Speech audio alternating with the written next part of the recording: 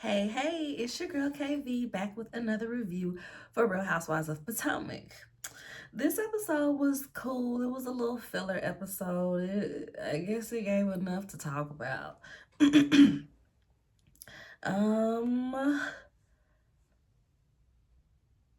I'm gonna start with. I was like, people are what? People are annoyed slash confused with Giselle and how she just sat there and nodded when Mia came for her children, right? Because you have come for Wendy and Candace on multiple occasions about your girls, and so people is like, is it giving colorism? Some people are just like, well, my mom is like, I think she's just trying to keep her position as the nice lady this season, and she gonna be a little more calculated. She ain't got Robin to uphold any and everything she say. I was like, yeah, but no. Cause you just sit there like, okay, right, and I'm sure she's just gonna go straight to the powers that be and be like, so I'm not filming with her. And the rest of the ladies, once they find out that that's what happened, I'm sure that they're gonna be the same because they ain't got time for Mia trying to come for them in a similar way. But we gonna see how that plays out. I have not been watching Watch What Happens live. I think I might catch up on that one day when I just need something in the background that I don't really have to look at. I can just hear and be fine. Cause yeah, they be spilling a little bit, just a smidge of tea on Watch What Happened Live sometime. Anyway, let's get on to the episode. This episode opens up with Giselle. She's talking to her daughters. Her twins have just graduated high school. They are got a 3.9 to 4.2 GPAs. One's going to Hampton, one's going to Spelman. And I went to Spelman and my bestie went to Hampton. So that was like super cute. And Grace is at FAMU. So I love the fact that all of her girls are at HBCUs. I love it. I really hope my baby 3, but when she gets to college age, I pray that she goes to Spelman. I would be heartbroken if she doesn't. But an HBCU nonetheless. Love that for Giselle. Amazing mother she seems to be. She opens up to them about this will of her dad's. Apparently, someone had him to fraudulently sign a will 2 days after his brain surgery. She said, I was there. He was in no condition to sign anything. He couldn't even really hold a pen. So she knows that he would have never did this because there was nothing in the will for her or the girls. She was like, even if I didn't have nothing, he wasn't gonna leave my girls with nothing. So she knows that something is up. She doesn't really shed any light onto whether he was remarried, whether he had a woman in his life who may have done this, maybe it was a business partner. She doesn't really shed any light to it, but again, it might be ongoing cases and you can't really speak on those and So hopefully she gets that settled out. And her and her daughters and the rest of her family, I think she said she has a brother and a sister, they get what's rightfully theirs. So, they asked her about her getting married and figuring out her assets and how she's going to be trying to divide stuff up if she gets married. And Giselle was like, yeah, that is exactly why I don't want to be remarried. And I said, I feel that because as much as we poke fun of Giselle and her little mix match house, she gets a bag from this show. And the fact that she does not spend it on fashions or her home, we have to know that she's doing something smart with it. Maybe she's paying for the girls' tuition. Well, I'm sure they had trust. So I couldn't imagine them not having a 529 that paid for school with Jamal having the means as a pastor as he does. But she has to be doing something with her money, and she has the podcast with Robin. I'm sure it's making some type of money because they have fans. And like I said, this show, and I'm sure that Jamal was giving child support or something along the lines. So Giselle doing something with that money over there. And she said, I'd be damn if I marry somebody he think he finna touch it. This is going to my girl. So I ain't mad at her about that. She also mentions that she had a conversation with Jamal because he was just recently remarried. And she's like, does that change anything for the girls or this, that, and the third as far as your will goes? He said, that don't change nothing. Their stuff is in a trust. So That stuff is what it is, and I'm gonna add, whether he gonna add to that or whatever. But he said they stuff is in a trust. There ain't none of that being called into question when it comes to him being remarried. So next we see TJ making her an Italian lunch, okay? He got these disgusting little tiny ass oven pieces and these cheap little hug juices. Y'all remember the hug juices where you used to pop the foil in? You used to pop the foil in on the hug juices? It looked like that, but bigger. He pours it into the wine glass. Stacy, what are we doing? You too pretty for this. You too fine for this, okay? Even though you... Can we park it at Stacey's confessional real quick? Whoever did her makeup, it looks good, but she is so bronze, okay? She is like when the girls be on TikTok blackfishing and they bronze themselves down. That's what Stacey is giving. Not that she's blackfishing, because she's obviously a black woman, but the way the blackfishers bronze themselves. That is what Stacey is giving in one of those confessional looks. And I just be giggling every single time. But nonetheless, she fine, and she too fine for this little foolishness. He called it a chef hat. It's a bonnet. She's like, well, I don't wear a bonnet. We bet you don't, Stacey. You just flip your hair and go to sleep right on the pillow, don't you? I'm sure. This date is so cringe. I'm like, you couldn't even get like no sparkling Welch's juice. You couldn't even get like a little sparkling Martinelli's. You really got dollar store hug juices and Tostino's pizza. Made me upset. They don't go out to eat. They don't have no cute dates, just the free zoo. Stacey, go find you somebody else to do. Well, somebody to do, because TJ and then you do him. And clearly you is ready to slide that thing across somebody's whole being, okay? She just seems so thirsty. I want her to give this up. He starts off playing nice, but quickly gets into talking to her crazy about the other night and how she was gone talking to her friends for 4 hours. She's at work. This is work. It's a party, but it's work. There are cameras. You see the cameras? The cameras that you should be, performing some charismatic conversations for. You rather just sit there, be mad, and badmouth her. Where is the sense? Because it's not in the room with us. If you're an actor and all you really get is these extra roles, this should have been your time to shine, TJ. I would have been talking to all the guys. I would have grabbed all the guys in the stuff. Where the husbands at? Let me talk to the husbands. Where the husbands at? Yeah, guys, so how y'all deal with these women, man? Woo. Give the personality. Give a bit of charisma. But I guess if you ain't got it, if it ain't there, you don't have nothing to give. So he talked to Ray. We saw him talk to Ray at the party about some computers and stuff. But past that, nothing. So he's mad at her about that. So she lets him know that the girls don't think she should be getting into a relationship so quick after divorce. I said, dang, why are you telling him this? These ain't necessarily the conversations you have with him. And also, TJ don't give that he's trying to be with you, boo. So this conversation is just pointless anyway. She mentions that, if she dates other people, how would he feel? He's like, okay, cool. I date other people too. She's like, but you're not even sleeping with me. So why even get with somebody else that you're not going to be sleeping with? And she admits that she expected him to say something along the lines of he would fight for her and he don't want her dating other people. Girl, he trying to get to your trainer. He's trying to get to your trainer. Stop playing. But please, 1, 2, ready, break up. This is such a pointless little relationship. It's definitely giving, I need to try to make a splash. And that's why her tagline never really me. Because I know how to host a show and steal one.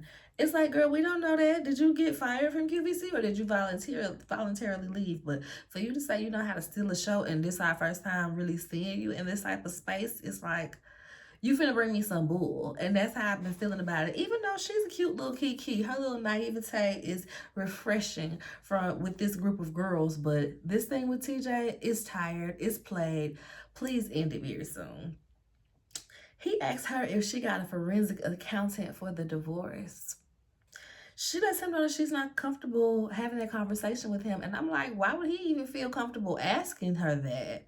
He be so worried about the divorce, but he be doing too much. I get it if you call yourself dating somebody and you you ain't trying to be seen as some mysterious or nothing. So you're gonna try to figure out when this divorce is, but you be doing too much. A forensic accountant, why you worried about what type of money I would or wouldn't get? Does that influence whether you stay or not? Get out of here. Get rid of him, Stacy. Get rid of him. We see Wendy in these arms go to tell her mama that she quit her job. Why is she looking like the Busta Rhymes Give Me Some More video? It truly, I feel like stuff like that, when you already have a body and curves, stuff like that don't really lay on your body right. When you have an over exaggerated like arm or shoulder, it looks best on, the thin model type frames because it's accentuated. But when you got those type of arms on an outfit where you already, got hips and booty busting in it, it's just like everybody said, it's giving mission retirement. It just wasn't cute. But she goes, she invites her sister out. They take a shot for support. And the mom comes out. She tells her that she quit her job. At first, the mom's like, what the F? What you mean, Wendy? And Wendy ends up telling her, like, listen, I still got my degrees. I still got that. And I just want to be somewhere where I'm not just tolerated. I want to be celebrated. I said, okay. That's so real. And at that point, the mom eventually was like, that's fine. Y'all didn't want y'all to be tied down to this one thing or anything anyway. And she's going to be teaching. I saw that she's teaching a class at another university on like the sociology of reality TV. And I said, yes, go somewhere that's going to embrace the things that you do, because I feel like you being in a reality TV space in a place like Johns Hopkins, they was probably looking their nose down at you, just keeping it real. But yeah, and I love how, they can't mention the fact that, these cameras here, this job pays me like 2 or 3 times more than the other, so I'm not gonna be hurting. And we selling the devil's lettuce too, so that's bringing us in some money. Like, girl, that check, it ain't gonna be missed like that. We've already accounted for that. And she says she wants to spend more time with her children, being there for all of their things. So next we see Karen and Ray. They like to play in our face like their marriage. They're always just working on this relationship. So it's just on the rocks, almost on the rocks, just getting off the rocks. But that's what she's using as her excuse on she was upset and this, that, and the third. Maybe that was why she was drinking, but she doesn't say that, of course. But I'm like, girl, nobody fears that y'all are going to get a divorce. Ray is like 80. If Karen, well, she triple 60 plus 1 now, so she's 61. Ray has to be 80 or like almost at 80.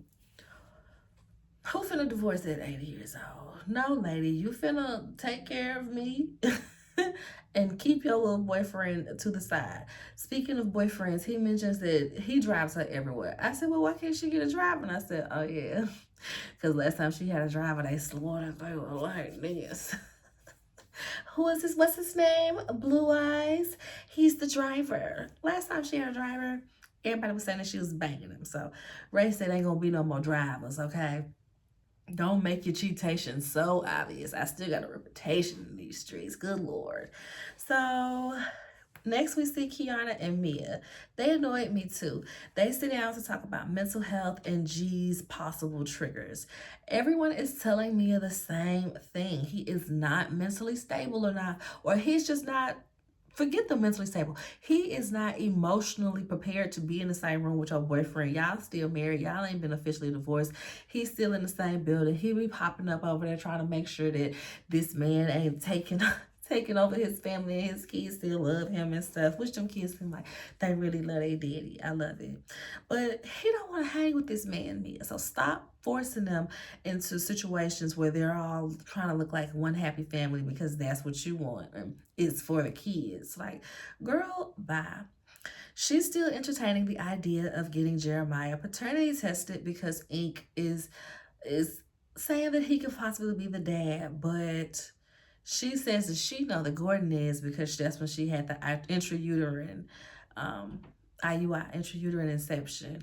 So I'm like, I mean, IUI ain't, if you were sleeping with somebody around the same time as IUI, depending on if you got like a crazy cervix or something that needs to tilt or something and you can't get it down in there. But I'm like, is it 100%? But she claimed it is, but I think current day she's already said that Gordon is Jeremiah's dad.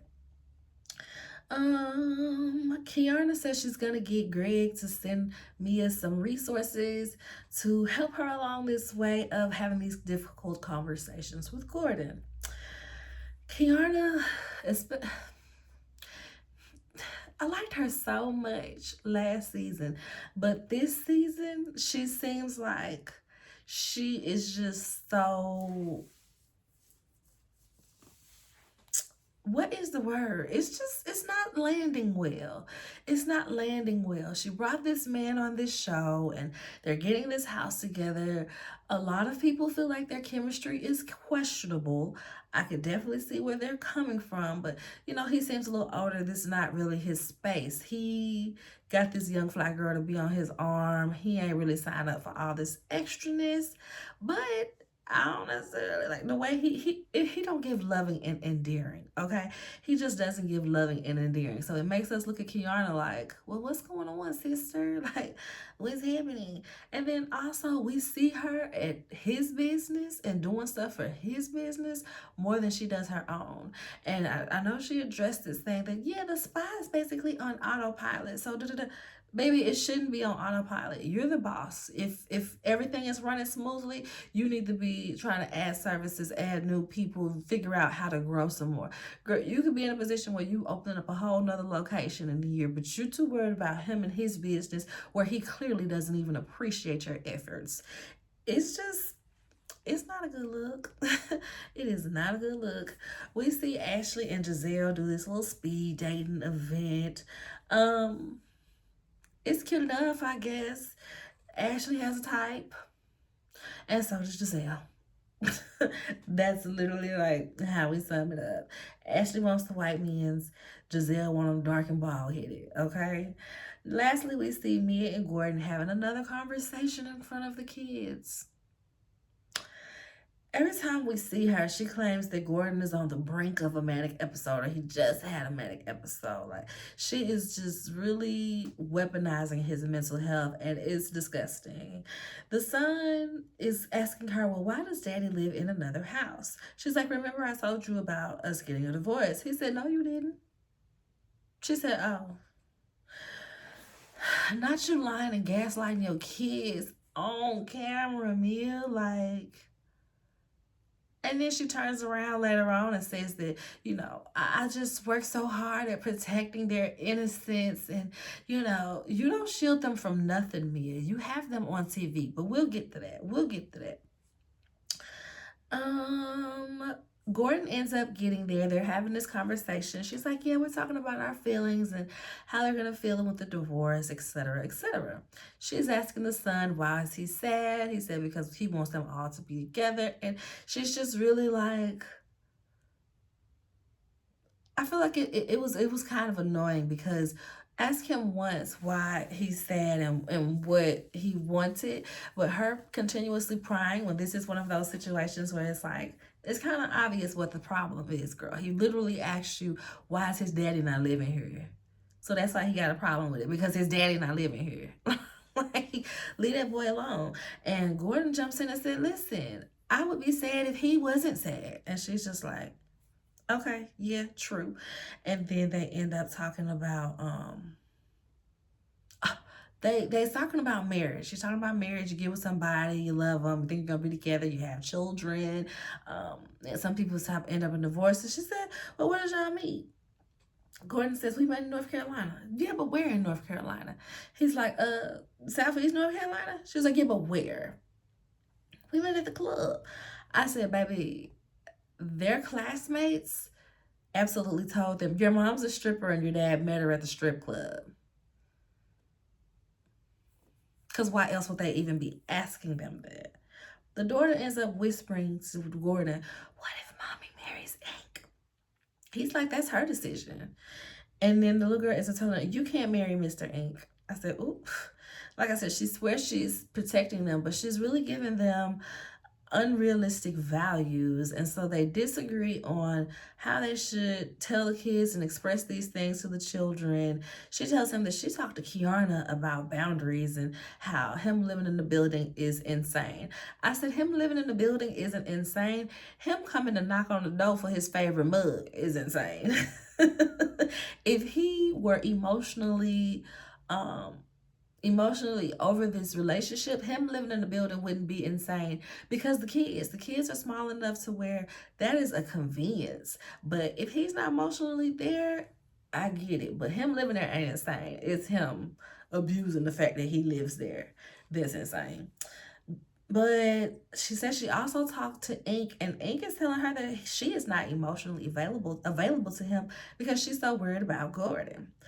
Mia is she is it is it is rare that we get a reality TV person that exposes themselves as being a terrible person, okay? It usually takes somebody to do something or bring something out of them for us to see that they are a terrible person. Mia, unprovoked, will walk in a room and tell us that she's a terrible person. And I truly do not understand. Like, you're hurting your own image, my boo. Gordon told her he did not want to have this conversation on camera. She forced it anyway. He basically was like, we're going to have this conversation again because it was disjointed and we can't really get into it because these cameras are here. Like, this is a intimate privacy setting. Like, oof. That lady is special, and the way that she tries to act like he's always on a mental break, it's like, baby, you need to go lay up on somebody's couch and look at the ceiling, because you're the one with all the deep-rooted issues about being in foster care, about this friendship with Jacqueline where she had an ex who assaulted you. You have so much going on within you, and the way that you display it and put it off on Gordon as if he's the one that's experiencing them and causing all of this commotion. It's insane and it's disgusting, and I hope Giselle gets you off this show for coming for her daughters like they some type of horse. So that's it for this episode, y'all. Make sure you like the video, subscribe to the channel if you haven't already, and comment, let me know what you thought about this episode, y'all. Y'all think Giselle went to them people and said, she's gone? She's gone. I think so. But I'll see y'all on the next one. Bye.